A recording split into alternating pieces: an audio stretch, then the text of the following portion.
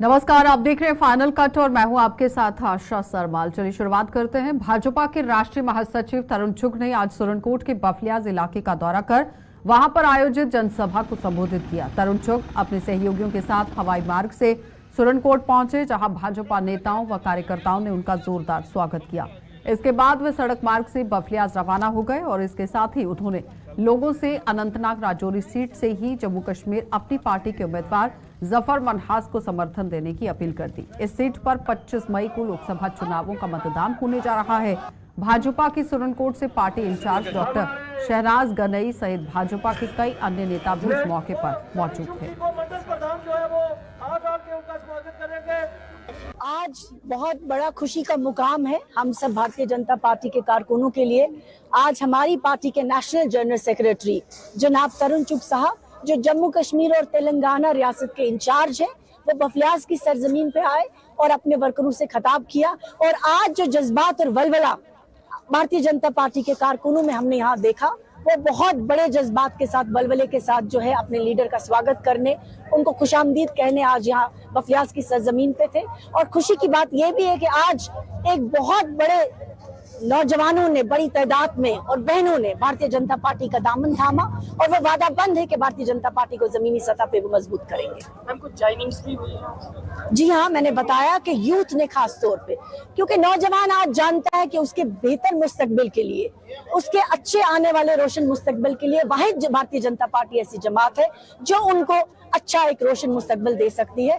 Bharatiya Janata party के साथ नौजवान भारी तादाद में यहाँ बफलियाज की सरजमीन पे जुड़े, हमारी बहनें जुड़ी, वो ये जान के जुड़ी कि भारतीय जनता पार्टी वाहिद एक ऐसी जमात है जो खवातीन को मजबूत करने के लिए उन्होंने बहुत खुश आइन कदम उठाए हैं, इनकलाबी फैसले किए हैं, जिसमें सबसे बड़ा फैसला उन्होंने किया 33% जो है पॉलिटिकल रिजर्वेशन खवातीन को दी।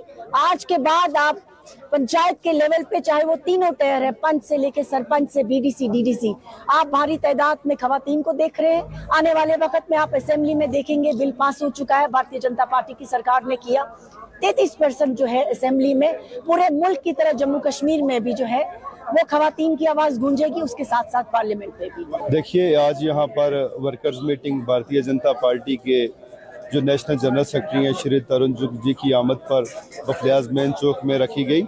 यहाँ पर सैकड़ों की तादाद में जो वर्कर्स थे उन्होंने पहुँच के जहाँ ना सिर्फ उनका स्वागत किया बल्कि उनको पूरी यकीन दिलानी कराई कि आने वाले दिनों में जो यहाँ 25 मई को इंतखाबात हैं, जो भारतीय जनता पार्टी ने यहाँ जफर मनहास जी को सपोर्ट किया और जिनका चुनाव निशान बैठ है, यहाँ का बच्चा नौजवान, मर्द, औरतें, हमारी माएँ बहनें, सब ने ये कमिट किया है कि जो ऑनरेबल प्राइम मिनिस्टर साहब और ऑनरेबल होम मिनिस्टर साहब का मिशन है आपकी बार 400 पार, तो ये बफलियाज की अवाम और राजौरी अनंतनाग की सीट जो है हम भारतीय जनता पार्टी और जफर मनहास जी की झोली में डालेंगे। तो जम्मू कश्मीर अपनी पार्टी और भाजपा ने आज पुंछ जिले की मेडर तहसील में संयुक्त रोड शो कर लोगों से अनंतनाग राजौरी सीट से उम्मीदवार जफर मनहास के लिए समर्थन मांगा और अपनी पार्टी के संभागीय अध्यक्ष मंजीत सिंह और भाजपा के प्रदेश उपाध्यक्ष युद्धवीर सेठी की अगुवाई में दोनों सियासी दलों के सैकड़ों नेताओं और कार्यकर्ताओं ने इस रोड शो में भाग लिया।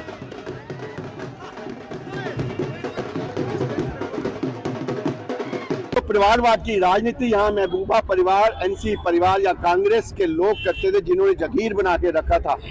गरीब आवाम का खून चूसते थे, नौजवानों के हाथ में पत्थर पकड़ाते थे, अपने बच्चे विदेशों में पढ़ाते थे। ये उसके खिलाफ मुहिम है, एक बदलाव की मुहिम है। जफर इकबाल जी, जिनको पहाड़ी आरक्षण देने के बाद भारतीय जनता पार्टी और अपनी पार्टी ने कैंडिडेट बनाया है, मैं फिर भी कहना चाहता हूं, जिन लोगों ने 70 साल यहाँ शहादतें देकर आरक्षण के लिए लड़ाई लड़ी थी, आज भी पीडीपी, कांग्रेस या एनसी ने एक भी पहाड़ी अपना यहाँ से कैंडिडेट नहीं उतारा। 5-5 सीटें जम्मू से लड़ने, कश्मीर से लड़ने के बाद एमपी, एक भी पहाड़ी व्यक्ति को कैंडिडेट नहीं बनाया। इसका मतलब इनके डीएनए में कुछ कमी है, इनके डीएनए में खोट है। ये सिर्फ अपने परिवार के बच्चों को पढ़ाकर अपनी राजनीति की रोटी सेकनी चाहते हैं। इनके डीएनए के अंदर गरीबों के लिए कोई प्यार नहीं है, कोई हमदर्दी नहीं है। आज हमने यहाँ पे अपना जो रोड शो रखा था मेंढर में, यहाँ पे क्योंकि जम्मू कश्मीर अपनी पार्टी के जो कैंडिडेट हैं जफर इकबाल मनाज साहब चुनाव लड़ रहे हैं, जो अपनी पार्टी के चुनाव चिन्ह बैट पे लड़ रहे हैं, और भारतीय जनता पार्टी हमको समर्थन दे रही है। उनके नेता भी आज यहाँ पे आए थे, हम उनका भी वेलकम करते हैं और लोगों से अपील करते हैं कि 25 तारीख को बैट के निशान पे मोहर लगाएं और 21 तारीख को पुंछ में अल्ताफ बुखारी साहब का बहुत बड़ा जलसा है, मेंढर के लोग भी उसमें आए, शामिल हो जाएं। और यही अपील आज हमने सबसे की है और मुझे खुशी है कि भारी संख्या में नौजवान बुजुर्ग जो हैं, खासतौर पे पहाड़ी कबीले के लोग भारी संख्या में। तो बिजली उपभोक्ताओं के लिए एक बड़ी खुशखबरी है। पिछले कुछ महीनों से कई इलाकों में बिजली की मैनुअल बिल उपभोक्ताओं को न मिलने से उन्हें परेशानी का सामना करना पड़ रहा था। इसके अलावा बिजली विभाग की एक ऐप भी पिछले कुछ समय से काम नहीं कर रही है, जिससे लोगों को काफी परेशानियां हो रही थी और ऑनलाइन भरने में यहां पापड़ बेलने पड़ रहे थे। हालांकि अब विभाग ने ये प्रक्रिया ऐसे इलाकों में दोबारा शुरू कर दी है। विभाग की यहां पर आप देखिए, परेड सब डिवीजन में एग्जीक्यूटिव इंजीनियर अवनीत गुप्ता ने बताया कि ऐप को अपडेट होने में समय लगेगा, लिहाजा पहले की तर्ज पर लोग बिल सहूलियत ऐप पर बिल यहां जमा करवा सकते हैं। इसके अलावा जो प्रीपेड बिल हैं वो मैनुअल तरीके से भी दिए जा रहे हैं।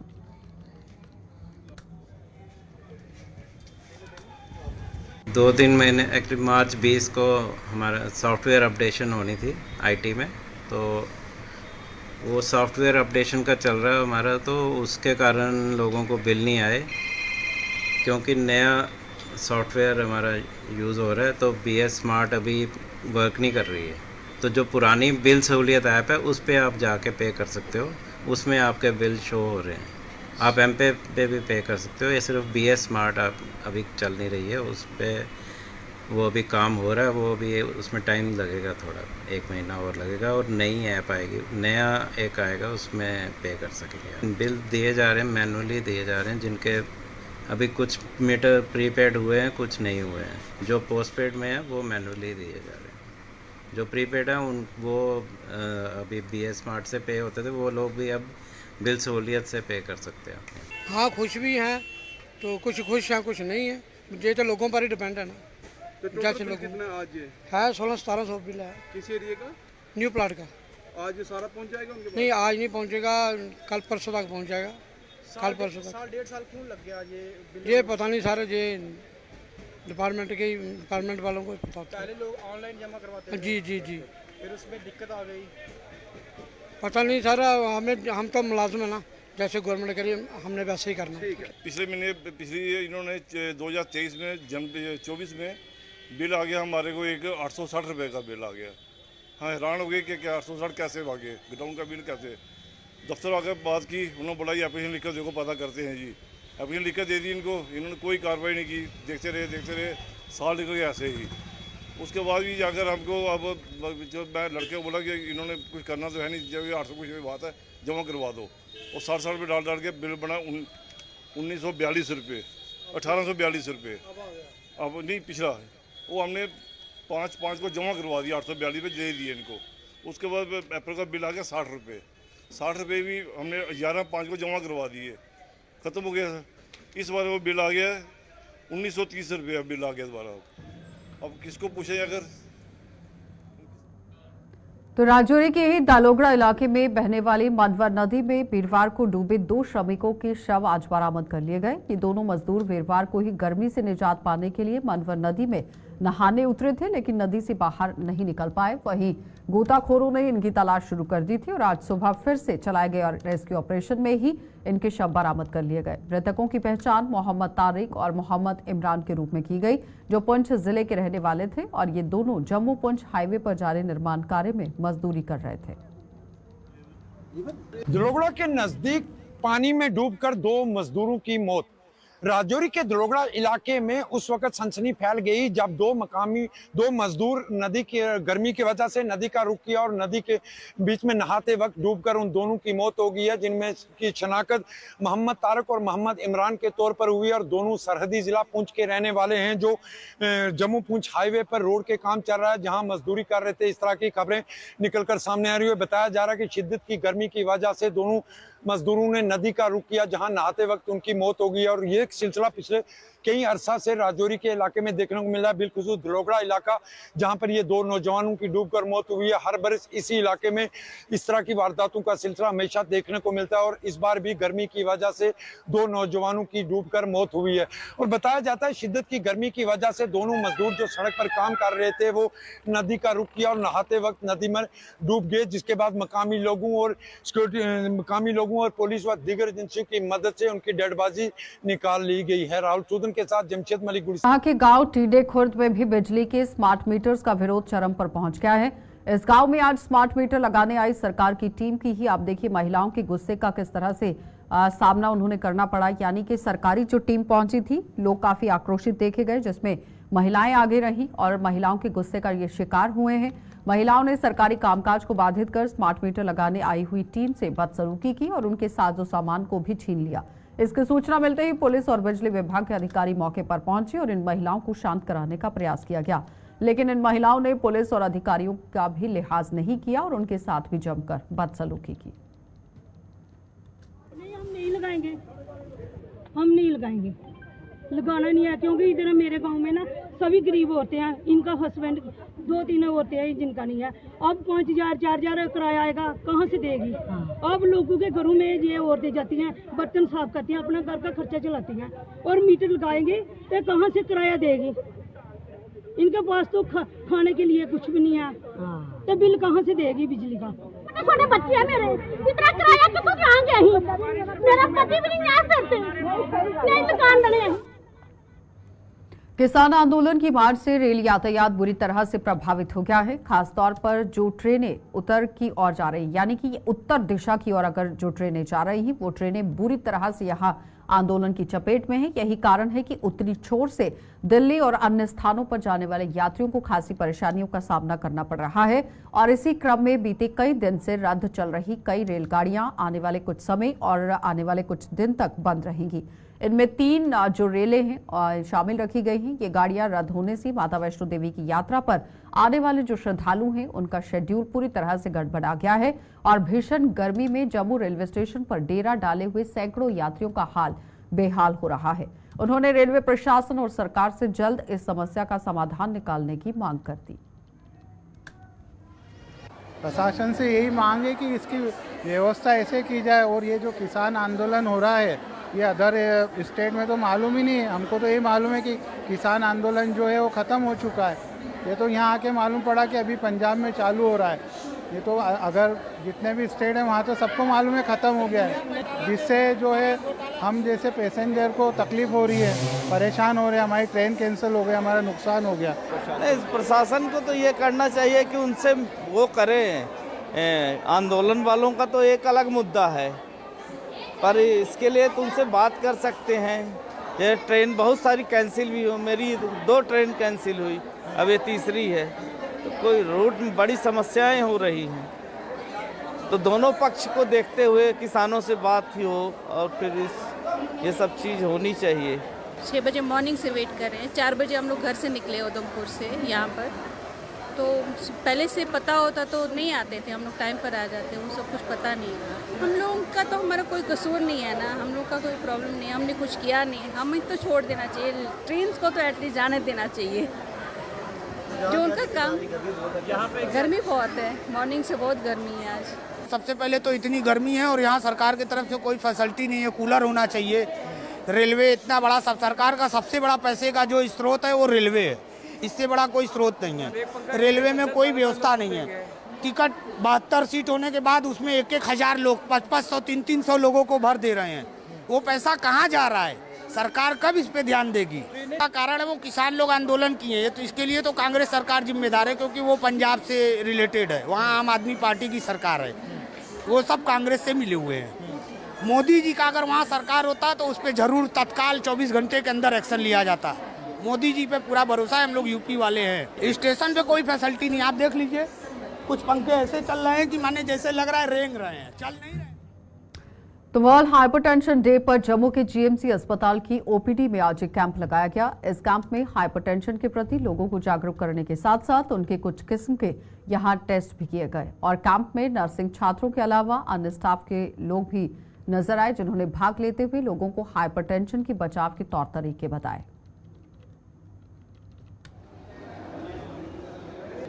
आज 17 मई है, वर्ल्ड हाइपरटेंशन डे। हमें एडमिनिस्ट्रेशन की ओर से ये ऑर्डर आया कि भाई आम पब्लिक को जो अवेयरनेस के लिए हाइपरटेंशन के बारे में बताने के लिए और उनका जनरल मास चेकअप हाइपरटेंशन करने के लिए हमने छोटा सा एक कैंप ऑर्गेनाइज़ किया है, जिसमें हमारे AMT स्कूल के जो छात्र हैं, नर्सिंग के छात्र हैं, वो भी पार्टिसिपेट कर रहे हैं, बाकी स्टाफ भी पार्टिसिपेट कर रहे हैं। और यहाँ पे हम इस कैंप में एक तो हम जनरल पब्लिक का जो हाइपरटेंशन है, उनका ब्लड प्रेशर है जो वह चेक कर रहे हैं। अगर किसी का कम है उसको लिख के दे रहे हैं, या किसी का ज़्यादा है तो वो उसको स्लिप बना के दे रहे हैं। और अकॉर्डिंगली ये बच्चे जो हैं उनको एडवाइस कर रहे हैं कि लाइफस्टाइल चेंजेस करके कैसे हाइपरटेंशन को कम किया जा रहा है। तो दूसरा वो जिनका हाई है या लो है, वो एक स्लिप लेके यहाँ से उनको ऑन प्रायोरिटी हम जो फिजिशियन के पास भेज रहे हैं, वो वहाँ अपना प्रॉपर डायग्नोज करा के ट्रीटमेंट। तो जिला पुंछ प्रशासन की तरफ से आज बस अड्डे पर स्वीप अभियान के अंतर्गत मतदाता जागरूकता अभियान का आयोजन किया गया, जिसमें जिला स्वीप प्रमुख और मुख्य शिक्षा अधिकारी विशंबर दास बतौर मुख्य अतिथि उपस्थित रहे। कार्यक्रम में स्कूली बच्चों ने रंगारंग कार्यक्रम प्रस्तुत करते हुए लोगों को उनके वोट की अहमियत के बारे में भी यहाँ पर जानकारी दी। और स्वीप अभियान से जुड़े हुए अधिकारियों और कर्मचारियों ने भी लोगों को उनके एक वोट का महत्व बताते हुए कहा कि 18 वर्ष और 18 वर्ष के ऊपर के हर नागरिक को अपने मताधिकार का उपयोग करना चाहिए।